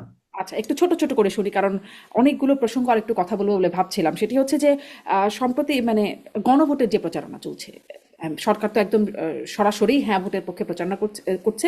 আপনি এটাকে কেমন ভাবে দেখছেন? আপনারা কোন পক্ষে, মানে আপনাদের প্ল্যাটফর্মটা গণভোটে কোন পক্ষে? আমরা এখন পর্যন্ত এখানে আলোচনা করি নাই, তবে আমরা যে বিষয়টা আমি একদম ইন্ডিভিজুয়ালি বা হচ্ছে আপনি আমার মানে এনপি এর অবস্থান থেকে বলেন বা আমার ছাত্র ইউনিয়নের অবস্থান থেকে বলেন, সব জায়গা থেকে যে কথাটুকু বলা যায় বা যে কথাটুকু আমরা আসলে বাংলাদেশের বিবেকবান মানুষ সবাই বুঝতেছি, সেটা হচ্ছে এটা কোনো গণভোট হচ্ছে না। গণভোট আপনি হ্যার পক্ষে থাকবেন না নার পক্ষে থাকবেন সেটা একটা সেকেন্ডারি কোয়েশ্চেন। প্রাইমারি কোয়েশ্চেন হচ্ছে যে এটা কোনো গণভোটের প্রসেস হচ্ছে কিনা। এটা কোনো গণভোটের প্রসেস হচ্ছে না। আপনি জানেন যে যে কোনো আধুনিক গণতান্ত্রিক রাষ্ট্র যদি গণভোট হয় সেখানে সরকারের থাকার কথা নিউট্রাল আরবিট্রেটর। সেখানে একটা হ্যাঁ ক্যাম্পেইনের পক্ষে একটা টাকা সরকারেরই ডোনেট করার কথা, না ক্যাম্পেইনের পক্ষেও একটা সার্টেন অ্যামাউন্ট অফ টাকা সরকারেরই ডোনেট করার কথা। যে এইটা হচ্ছে মানে তারা দুইটা ক্যাম্পেইনকে বুঝাই দিবে এবং সরকার নিউট্রাল থাকবে, আরবিট্রেটর থাকবে। কিন্তু এই গণভোটটা প্র্যাকটিক্যালি ইউনূস সরকারের উপর এক ধরনের একটা রেফারেন্ডামের মতো করে হচ্ছে, যে ইউনূস সরকারের সংস্কার প্রজেক্টের পক্ষে যদি আপনি থাকেন তাহলে হ্যাঁ দেন। এবার এইটা যদি সরকার গোটাটা সময় হ্যাঁ কথা বলতে থাকে, যদি হচ্ছে আপনার আমলাদেরকে বলে দেওয়া হয় যে হ্যাঁ ভোটের ব্যবস্থা করেন, নির্বাচনী প্রার্থীরা নিজেদেরকে ভোট দিক আর না দিক মানে হ্যাঁ পক্ষে প্রচারণা করতে, ধরেন নিজের ক্যাম্পেইন করার মতো ভোট চাওয়ার তো এখনো সুযোগ নেই। আপনি দেখবেন ঢাকা শহরে অনেক পোস্টার, পোস্টার তো এখন একটা সাটানোর সুযোগ নাই। তাহলে পোস্টার আছে কেন? পোস্টার সে নিজের জন্য ভোট চাচ্ছে না, সে বলতেছে আমি অমুক আসনের প্রার্থী, গণভোটের জন্য হ্যাঁ বলুন। মানে নিজের প্রচার না করে নিজের প্রচার করা, তাহলে সেও নিজের প্রচার নিজে না করার অংশ হিসেবেও সে গণভোটে হ্যাঁ পক্ষে প্রচার করে ফেলতেছে। আবার আমি একটু আগে একটা নিউজ দেখতেছিলাম আপনার সাথে বসার আগেই, যে কোন এক ইউএনও বা কোনো একজন সরকারি কর্মকর্তাকে না বলছে, মানে সে না পক্ষে মানুষকে ভোট দিতে বলছে, এটাকে বলা হচ্ছে যে না পক্ষে ভোট দেওয়ার ষড়যন্ত্র। এখন না ভোট দেওয়া যদি ষড়যন্ত্র হয় আর হ্যাঁ ভোট দেওয়া যদি বাধ্যতামূলক হয়, তাহলে ভোট করার দরকার কি? মানে গণভোট বিষয়টাই তো এইটা, যে আমি এইটার পক্ষে কেন যাওয়া উচিত এবং এটার বিপক্ষে কেন যাওয়া উচিত, সেই দুইটা সম্পর্কে সম্যক ধারণা নিয়ে দুই পক্ষের সকল আর্গুমেন্ট শোনার পরে একটা ইনফর্মড ডিসিশন নিব। সেইটা নেওয়ার তো কোনো রকম ব্যবস্থা এরা রাখে নাই, বরং তারা এমন একটা পরিস্থিতি সৃষ্টি করছে যে না ভোটের পক্ষে কোনো কথা হলেই সেটাকে তারা জুলাই বিরোধী হিসেবে আখ্যা দিচ্ছে। এটা এক্সট্রিমলি ডেঞ্জারাস। যে যদি না ভোটটা জুলাই বিরোধী হয়, তাহলে তো হ্যাঁ ভোট না ভোটের বিষয় নেই, তাহলে বললেই পারে যে জুলাই অভ্যুত্থান ভালো ছিল কি মন্দ ছিল এটার পক্ষে ভোট দেন। মানে তার তো ভোট করার প্রয়োজন নাই এখানে তো জুলাইয়ের পক্ষে কোনো জুলাই, এটাকে জুলাইয়ের উপর রেফারেন্ডাম হিসেবে তৈরি করার অর্থ হচ্ছে এটার যে টেকনিক্যাল জায়গাগুলি আছে সেই জায়গাগুলিকে সম্পূর্ণ ওভারলুক করানোর একটা চেষ্টা।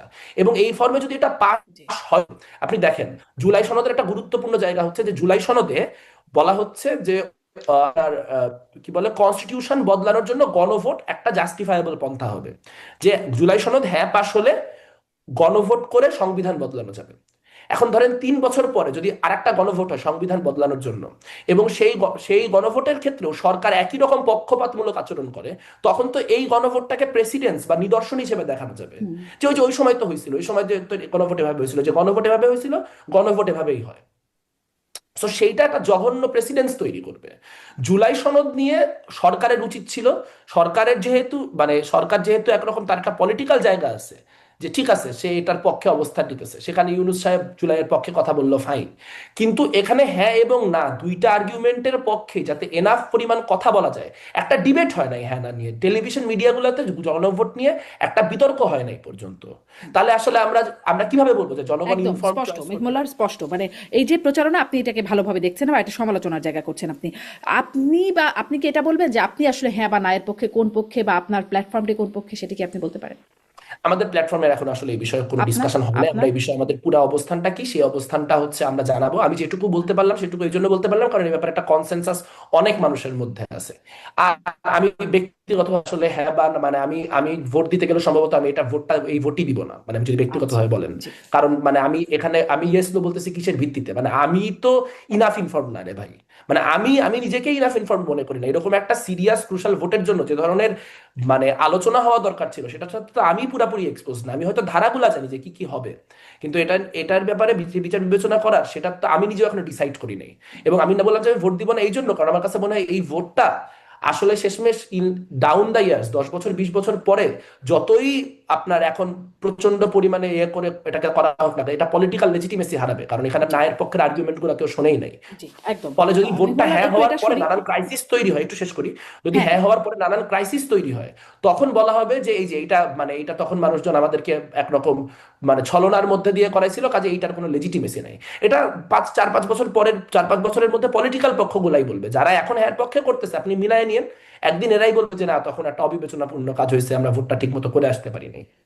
অনেকে তো আসলে খুব শক্তভাবে যে হ্যাঁর পক্ষে তাও মনে হয় না, মানে তারা ব্যক্তিগতভাবে অনেকেই, আমি বিএনপি বলছি, বিএনপির অনেকেই বলেছেন নেতাদের যে আসলে তারা না ভোটের পক্ষে। এমনকি মির্জা ফখরুল ইসলাম আলমগীর ঠাকুরগাঁও এক আয়োজনে বলেছিলেন যে গণভোট কি মানুষ বোঝে না, জুলাই সনদ মানুষ বোঝে না, যদিও দল হিসেবে তারা হ্যাঁর পক্ষে থাকার অবস্থান নিয়েছে। কিন্তু আমি এটাও একটু জানতে চাই আপনার কাছে যে আপনাদেরই তো বন্ধু বান্ধবরা মিলে বা সিনিয়র জুনিয়র তারা মিলে হচ্ছে এনসিপিটা গঠিত হলো পরবর্তীতে, তারা কেন, তারা তো শুরু থেকেই জুলাই সনদ বলে অনেক কিছু করলো, কিন্তু কেন স্বাক্ষর করলো না এটি বলতে পারেন? আই হ্যাভ নো আইডিয়া, মানে এটা তারা ভালো বলতে পারবে আর কি। মানে এটাকে আমাকে বাইরে থেকে দেখে আমার পলিটিক্যাল স্ট্যান্ড বাজি বেশি কিছু মনে হয় নাই। মানে মানে আমি এটাকে এই কোনো বিষয়টি ওয়েল জিজ্ঞাসা থট আউট করেছিলাম, ডিসিশন মনে হয় নাই। আমি এটি জিজ্ঞাসা করেছিলাম সরকারের প্রেস সচিবকে, তিনি বলেছিলেন স্বাক্ষরটা আসলে খুব ইম্পর্টেন্ট কিছু না। আপনার কাছে কি মনে হয় স্বাক্ষর ইম্পর্টেন্ট কিছু না, না করা বা না করা একই ব্যাপার? প্রেস প্রেস সচিব উনি উনি বাংলাদেশের সব থেকে রিডিকুলাস মানুষদের একজন। মানে স্বাক্ষর করা যদি গুরুত্বপূর্ণ না হয় তাহলে স্বাক্ষরের জন্য এত বিশাল প্রোগ্রাম রেডি করা হলো কেন? স্বাক্ষর গুরুত্বপূর্ণ না তাহলে এত বিশাল ক্যামেরা ট্যামেরা দাঁড় করা ওইখানে এতক্ষণ এত মিডিয়া প্রেজেন্স এত কিছু, সরকার একটা ঐতিহাসিক মুহূর্ত বলে দিল, তাহলে স্বাক্ষর করা নাকি গুরুত্বপূর্ণ না? মানে এগুলা হচ্ছে ওনারা আসলে মানে এক কথা বলতে বলতে এত সেলফ কন্ট্রাডিক্টরি কথাবার্তা বলেন যেগুলো আসলে মানুষজনে আমরা আর কি বাইরের দেশে হাসাহাসির পাত্র হই এই আর কি। জি। এইবার একটু আসি দায় মুক্তির যে বিষয়টা, সেটিকে আপনি কিভাবে দেখছেন? 1 জুলাই থেকে 31 আগস্ট পর্যন্ত দায় মুক্তি, জুলাই যোদ্ধাদের দায় মুক্তির কথা বলা হচ্ছে, আপনি এটিকে কিভাবে দেখছেন? আমার কাছে মনে হয় যে এক ধরনের দায় মুক্তির তো প্রয়োজনীয়তা আছেই, দায় মুক্তির প্রয়োজনীয়তা আছে, কারণ প্রচুর পরিমাণে ভায়োলেন্স। আপনি যদি দায় মুক্তি না দেন, আমিও তো ধরেন এখানে যখন মানে এখানে 17ই জুলাই 18ই জুলাই যখন এখানে পুলিশ বক্স বা পুলিশের সিম্বল ওয়ালা জিনিসপত্র ভাঙাভাঙি হয়েছে আমিও তো সেখানে ছিলাম। তো আমিও তাহলে ফৌজদারি অপরাধের অপরাধী। এখন বিষয় হচ্ছে যে আপনার কোথাও একটা আলাদা করতে পারতে হবে। কারণ আমার কাছে দায় মুক্তির বিষয় যেটা খুব ফিশি লাগছে সেটা হচ্ছে 31 আগস্ট পর্যন্ত কেন? 5ই আগস্ট অভ্যুত্থান হয়ে গেছে, শেষ। শেখ হাসিনা 3টার সময় চলে গেছে, সারাদিন ধরে মানুষের বুঝতে সময় লাগছে। বাই 6 আগস্ট দেশ যার আওয়ামী লীগের নিয়ন্ত্রণে নাই, পুলিশের নিয়ন্ত্রণে নেই, এটা স্ট্যাবলিশড। তাহলে 6 আগস্ট থেকে 31 আগস্ট কোন ভায়োলেন্সটা করতে হয়েছে যে ভায়োলেন্সটা জাস্টিফায়েবল? এবং 5ই আগস্ট অভ্যুত্থানকারীরা বলছে যে মন্দিরগুলাকে প্রোটেকশন দাও, মাজারগুলাকে প্রোটেকশন দাও। অভ্যুত্থানকারীরা নিজেরা অনেক জায়গায় নিজেদের মতো করে যেখানে যেখানে ক্যাপাসিটি ছিল সেখানে মন্দির বলেন, মাজার বলেন, অন্য অনেক কিছু বলেন, মানে আপনার প্রতিরক্ষা করতে নেমে গেছে। তাহলে সেই সময় যারা মন্দির মাজার ভেঙে, যারা বিহারি বলতেছি আপনার হিন্দু গ্রামগুলাতে আক্রমণ করে, যারা হচ্ছে আপনার আহ হিজড়াদেরকে আক্রান্ত করে অভ্যুত্থানের নাম খারাপ করলো, যারা অভ্যুত্থানের পরিস্থিতিটাকে এরকম একটা বেধড়ক খারাপ জায়গায় নিয়ে গেল যে সরকার নিয়ে, সরকারে কে যাবে আসবে সেগুলো নিয়ে চিন্তা ভাবনা করার কোনো সুযোগই আমরা পাইলাম না। একরকম 8ই আগস্ট একটা সরকার কোত্থেকে এসে উঠতে হলো, এরকম একটা পরিস্থিতি তৈরি হলো। তো সেই এন্টিটি গুলা যারা ধরেন এই ধরনের ভায়োলেন্স করছে সেইগুলাকেও তো আসলে পক্ষান্তরে একরকম দায়মুক্তি দেওয়া হলো। যে আপনি যদি 10ই আগস্ট 12ই আগস্ট 15ই আগস্ট কোনো একটা হিন্দু গ্রাম পুরাই দিয়ে আসেন বা হিন্দু গ্রামে আক্রমণ করে আসেন, তাহলে তো সেইটাও তাহলে দায়মুক্তির আন্ডারে চলে গেল। বা আপনার কোনো একটা জায়গায় আপনি হিজড়াদের আক্রান্ত করলেন, বা কোথাও একটা মন্দির ভাঙলেন, বা কোথাও একটা কোনো একটা আস্ত বাড়ি পুরায় 20টা মানুষ মাইরে ফেললেন, এগুলাকেও তো অভ্যুত্থানের অংশ হিসেবে দায় মুক্তি দেওয়া হচ্ছে। সো অনেকে এটা বলেন, যারা পাকিস্তান পন্থী আছেন তারা অনেকে এটা বলেন, পাকিস্তান পন্থী ছিলেন যে কিন্তু 24-এর অভ্যুত্থানের পক্ষের লোকজন, যে মুক্তিযুদ্ধের সময়ও তো হচ্ছে আপনার 25শে ফেব্রুয়ারি পর্যন্ত না কত ফেব্রুয়ারি পর্যন্ত 72-এর হুম। হচ্ছে আপনার ইয়ে দেওয়া ছিল, ইন্ডেমনিটি দেওয়া ছিল। এখন সেটা তো অন্য কারণ ছিল, কারণ আপনার যে মিরপুর অঞ্চল, সেই মিরপুর অঞ্চল তো 1971-এ স্বাধীন হয় নাই। বাংলাদেশের অনেক রণাঙ্গন স্বাধীন হইতে হইতে ফেব্রুয়ারি পর্যন্ত গেছে। সেই রকম তারিখ ধরেই হচ্ছে আপনার সেই দায় মুক্তিটাকে দেওয়া হয়েছিল। কিন্তু এইখানে আসলে 6 আগস্টের পরে কেন দায় মুক্তি দেওয়া লাগবে, কি দায় মুক্তি দেওয়া লাগবে? মানে 6 আগস্টের পর কি শেখ হাসিনা ছিল, আওয়ামী লীগ ছিল? তাহলে তখন ভায়োলেন্স কেন, তখনকার ভায়োলেন্সের জাস্টিফিকেশন কি? এই কথাগুলো তারা বলতেছেন না। এবং আমার একটা আতঙ্ক বা আশঙ্কার জায়গা হচ্ছে, সরকার কি অনেক ক্ষেত্রে এরকম বিভিন্ন রকম আক্রমণের সঙ্গে একরকম ট্যাসিট ভাবে জড়িত ছিল? যদি না থাকে তাহলে আসলে এই দায় মুক্তি দেওয়ার ব্যাপারে সরকারের কেন এরকম একটা স্ট্যান্স? কেন কেন তারা আসলে এই 30শে আগস্ট পর্যন্ত যেই মব, সেই বিভিন্ন মবকে রেভলিউশনারি ভায়োলেন্স থেকে আলাদা করতে পারলেন না? এবং সেই মবটাকে যে আসলে এভাবে জাস্টিফাই করা হলো, তার মধ্য দিয়েই তো আসলে আজকে প্রথম আলো ডেইলি স্টারের ঘটনাটা ঘটানোর পরেও বিভিন্ন রকম বিপ্লবী ভায়োলেন্সের যুক্তি কাজে লাগানো যাইতেছে। সো আমার কাছে আসলে দায় মুক্তির যে টাইমটা, সেই টাইমটা অ্যালার্মিং লাগে। তবে আমার কাছে মনে হয় 5ই আগস্ট পর্যন্ত দায় মুক্তির প্রয়োজন আছে। তার কারণ জি। পাঁচই অভ্যুত্থানটাকে আগস্ট আপনার পর্যন্ত এক দায় মুক্তি, ধরনের একটা আপনার নৈতিক, ব্যাখ্যাটা, একটু একটা লাইন আপনার শেষ করে ব্যাখ্যাটা, নিই, জি শেষ করেন। যে অভ্যুত্থানকে এক ধরনের আইনগত প্রোটেকশন দেওয়ার নেসেসিটি আছে, এই জিনিসটাও খুব ক্লিয়ার করে বলা দরকার। একদম। মানে আপনি বলছেন যে 5ই আগস্ট পর্যন্ত দায় মুক্তি, কিন্তু আমি মানে সেটি প্রেস সচিবকেও জিজ্ঞাসা করছিলাম যে সেখানে আসিফ নজরুল মাননীয় আইন উপদেষ্টা তিনি স্পষ্ট করছেন যে অভ্যুত্থান কালে সংঘটিত এবং রাজনৈতিক প্রতিরোধের উদ্দেশ্যে যে কৃতকর্ম সেগুলোর জন্যই দায় মুক্তি। এই জন্য আমিও জিজ্ঞাসা করছিলাম যে অভ্যুত্থান কাল তো 5ই আগস্ট চলে গেল, আর রাজনৈতিক প্রতিরোধ সেটাও আমি এই জন্য জিজ্ঞাসা করছিলাম যে ধরুন এই যে পরবর্তীতে বৈষম্য বিরোধী ছাত্র আন্দোলন যেটা রয়েই গেল, যেটির যেই প্ল্যাটফর্মে অভ্যুত্থানটা হলো, তারা দেখছি কখনো ডিআইজি কে গিয়ে হুমকি দিচ্ছেন, কখনো ওসি কে গিয়ে দিচ্ছেন, কখনো হাসপাতাল কর্তৃপক্ষকে দিচ্ছেন, কখনো গিয়ে আসামি ছাড়াতে গিয়ে বলছেন আমরা থানা ভেঙেছি, আমরা থানা জ্বালিয়েছি, আমরা সন্তোষ সাহাকে পুড়িয়ে মেরেছি, বা ঝুলো মানে মেরে ঝুলিয়ে রেখেছি। এই বক্তব্যগুলো যখন তারা দিচ্ছিলেন, এই যে মেরে ঝুলিয়ে রাখা বা সন্তোষের পরিবার, সে কি আসলে বিচার পাওয়ার যোগ্য হবে? যদি আমি বিষয়টা খুব একটা স্পষ্ট হতে পারি না, কিন্তু আপনার কি মনে হয়? আপনি বলছেন আপনি নিজেও পুলিশ বক্স ভাঙচুর করেছেন, দায় মুক্তি না দিলে তো আপনি নিজেও ফৌজদারি অপরাধী হবেন। আর সন্তোষের পরিবার বা সন্তোষের যে মানে ছোট বাচ্চাটা আছে, তারা কি ইয়ে চাইতে পারবে না, বিচার চাইতে পারবে, পারা উচিত তো নাকি না? অবশ্যই চাইতে পারা উচিত। এবং আমি শুরু থেকেই, আমি 5ই আগস্টের পরে ব্যক্তিগতভাবে আসলে আমি যত অ্যাক্টিভিজম করেছি, বা আমি জাতিসংঘের সাথেও যখন কথা বলার সুযোগ হয়েছে তাদের বিভিন্ন টিমের কাছে, আমি শুধু হাতে পায়ে ধরা বাকি রাখছি যে এখানে একটা ট্রানজিশনাল জাস্টিসের ব্যবস্থা করা হোক। এটা রাষ্ট্র থেকে করবে না, এটা যদি বাইরের সংস্থাগুলো করাইতে পারতো তাও হইতো। যে আপনার এরকম একটা ট্রুথ অ্যান্ড রিকনসিলিয়েশন লাগে, তো মানে সবগুলোর বিচার দরকার। ধরেন সন্তোষ সাহার ঘটনাটা, ওনার নাম তো সন্তোষ সাহা তাই না, বালিয়াচং জি থানার জি জি, বানিয়েছি। যিনি, যাকে পুরায় মারা এসআই। হয়েছিল। জি জি। আচ্ছা, তো বলা হচ্ছে যে ওই থানায় 9 জন লোককে হচ্ছে হত্যা করা হয়েছিল। এখন যদি 9 জন লোককে হত্যা করা হয়ে থাকে, তাহলে সেই 9 জন লোককে হত্যা করার পিছনে পার্টিকুলারলি সন্তোষেরই দায় ছিল, এইটা নিশ্চিত হইলো কিভাবে? এবং এই যে তার দায় ছিল, এই জন্য তিনি অপরাধী এবং সেই জন্য তার মৃত্যুদণ্ড প্রাপ্ত, এটা কোন বিপ্লবী কোর্ট ডিসাইড করছে? এটা কি এমন হয়েছে যে ওখানে অভ্যুত্থানের যারা সমন্বয়ক তারা গেছেন, তারা যে সেখানে একটা কোর্ট বসাইছেন, কোর্টের মধ্যে সিদ্ধান্ত হয়েছে, হওয়ার পরে তারপরে করেছেন না?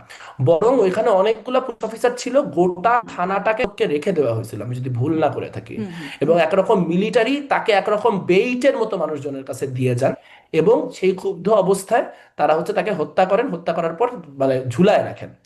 তো এই যে হত্যা করার পরে ঝুলায় রাখা, এই পুরো প্রক্রিয়াতে ভায়োলেন্স কত ভাবে দেখেন কতগুলা জায়গায় আপনার মানে জাস্টিসের অভাব তৈরি হলো। প্রথমটা হচ্ছে যে আপনি এখন চাইলেও আর মানে ওই যে আপনার প্রথম যে বিচারটা, যে ওই 9 জনকে কারা হত্যা করছিল, বালিয়াচং থানায় যে 9 জন মানুষকে মৃত অবস্থায় অভ্যুত্থানের সময় পাওয়া গেছে, সেই 9 জন মানুষের হত্যার পিছনে কারা দায়ী ছিল, এইটাও আপনি আর নৈর্ব্যক্তিকভাবে ইনভেস্টিগেট করতে পারবেন না। কেন পারবেন না? কারণ যদি ইনভেস্টিগেট করার পর বের হয় যে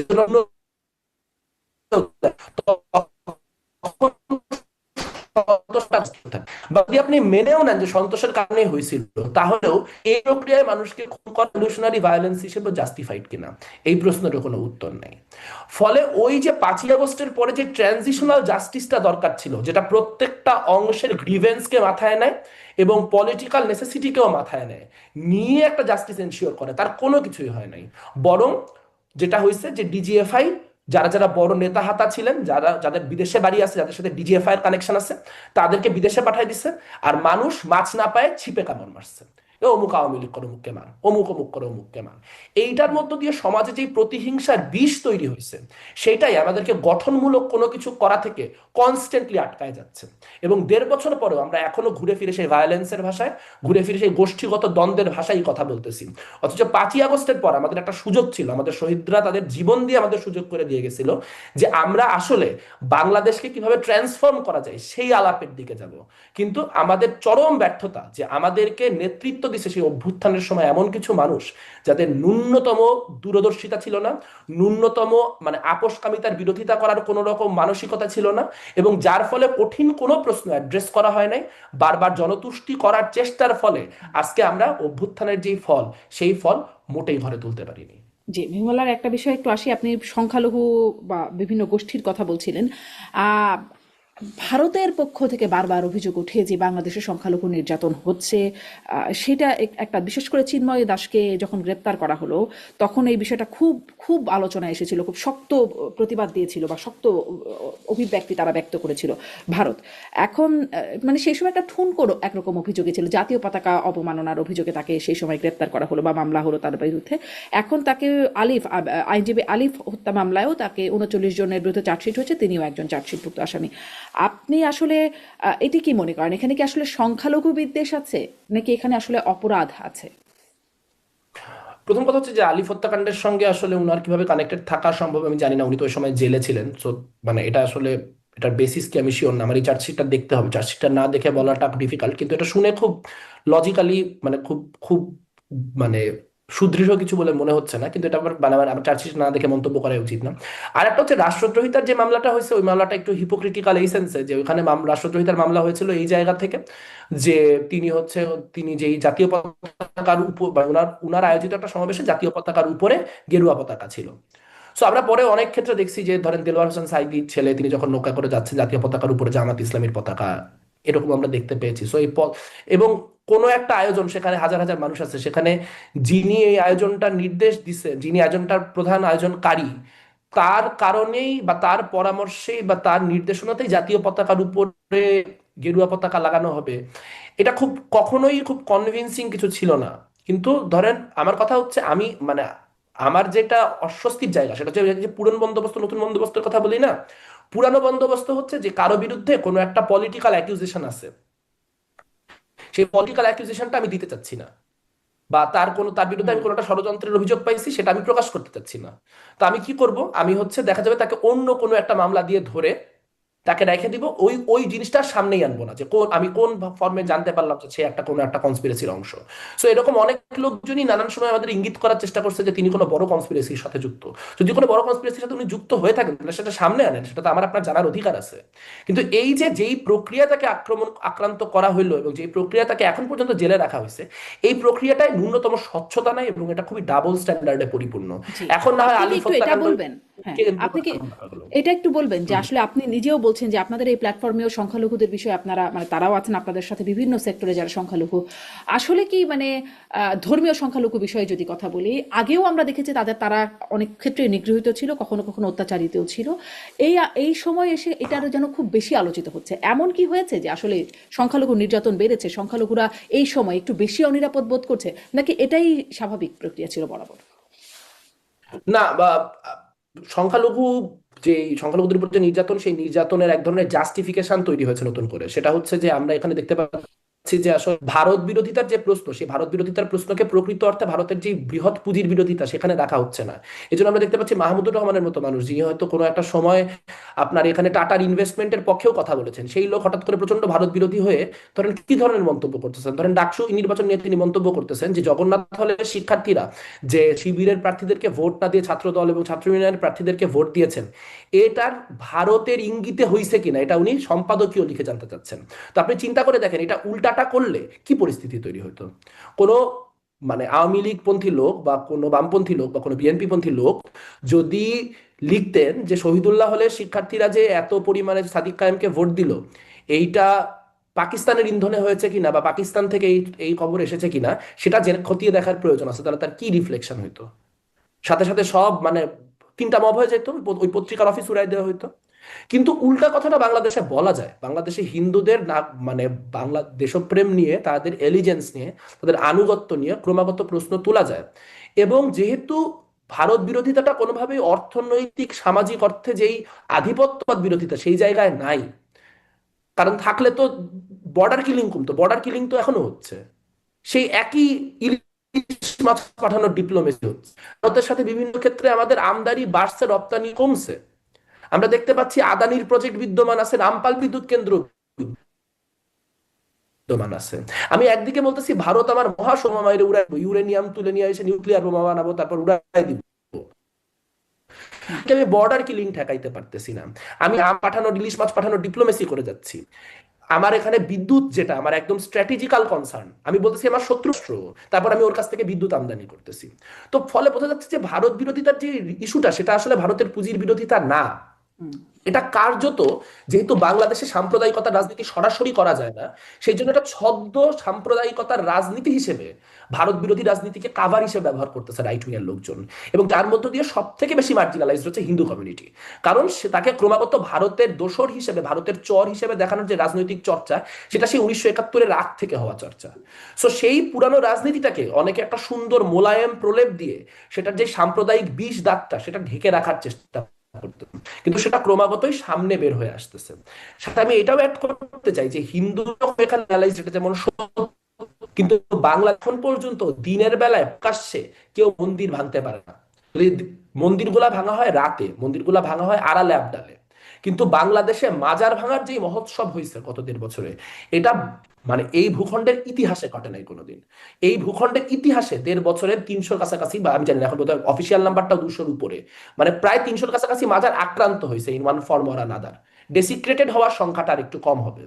কিন্তু 300 মাজারের উপর আক্রমণ হইতেছে, মানুষজন বলতেছে যে লালনের মেলা করতে দিবে না, সাকরাইন বন্ধ করে দেওয়ার কথা হুম, হইতেছে। এইটার যেই প্রতিক্রিয়াশীলতা, এইটা আসলে সব থেকে বেশি অনুভব করবে আপনার যারা আকিদাগত অর্থে সংখ্যালঘু। সেই ক্ষেত্রে তরিকতপন্থী মুসলিমরাও প্রচন্ড পরিমাণ একটা প্রেশারের মধ্যে আছে। আপনি দেখতে পাচ্ছেন যে কারণে দেখতেছেন সুন্নিরা আলাদা ইলেকশন করতেছেন। হুম, আমরা দেখতে পাইতেছি যে হচ্ছে গিয়াসুদ্দিন তাহেরি তিনি নির্বাচনে দাঁড়াচ্ছেন। তার কারণ কি? তার কারণ হচ্ছে যে এই মানুষগুলা আর বাংলাদেশের যে নতুন রাজনীতি, যে নতুন রাজনীতিতে নিজেদের জায়গা দেখতে পাচ্ছেন না, নিজেদেরকে দেখতে পাইতেছেন না। এবং এটাও কি খুব স্ট্রেঞ্জ না যে এনসিপি থেকে সেই নেতাগুলাই বেশিরভাগ বাইর হলেন যারা এদের ধর্মগত বা জাতিগত সংখ্যালঘু অথবা আপনার লিঙ্গের ক্ষেত্রে নারী। সো তাহলে আসলে এই নতুন বন্দোবস্ত কি আসলে এক ধরনের সংখ্যাগরিষ্ঠতাবাদ এবং মেজরিটেরিয়ানিজম একটা ভালো পোশাক পরানো? আমার কাছে মনে হয় উত্তরটা এখন সেখানেই দাঁড়াইছে। এবং বাংলাদেশের ধর্মীয় সংখ্যালঘু, জাতিগত সংখ্যালঘু মানুষেরও একটা বড় অংশ জুলাইয়ের অভ্যুত্থানে নেমে আসছিলেন, তারাও এই অভ্যুত্থানটাকে সাপোর্ট করছেন। সব ধর্মীয় সংখ্যালঘুদের মধ্যে